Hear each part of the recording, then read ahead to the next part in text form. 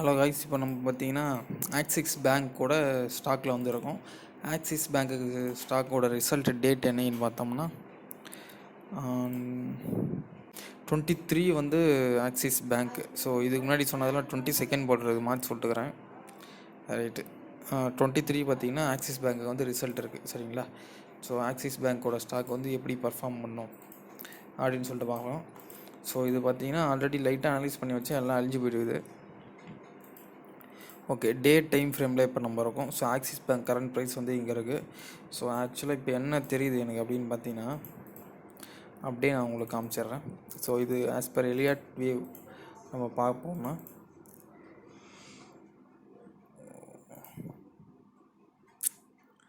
As per Eliot wave 1 2, அதாவது third வேவில் இருக்குது.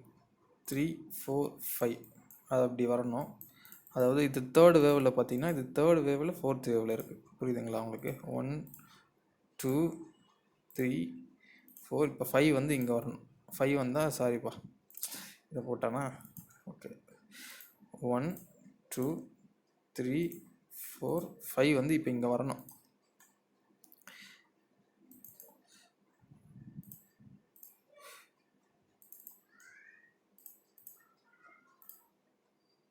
புரியுதுங்களா? ஸோ இதை நான் எடுத்துடுறேன்.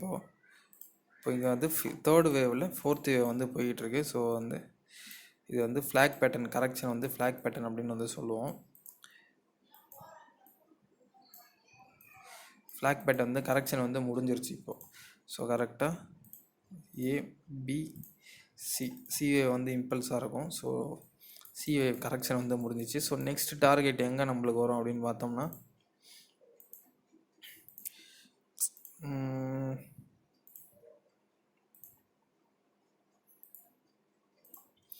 1.5 வச்சுப்போம். கரெக்டாக, அதாவது ஃபஸ்ட்டு டார்கெட் இங்கே, செகண்ட் டார்கெட் இங்கே. சரிங்களா?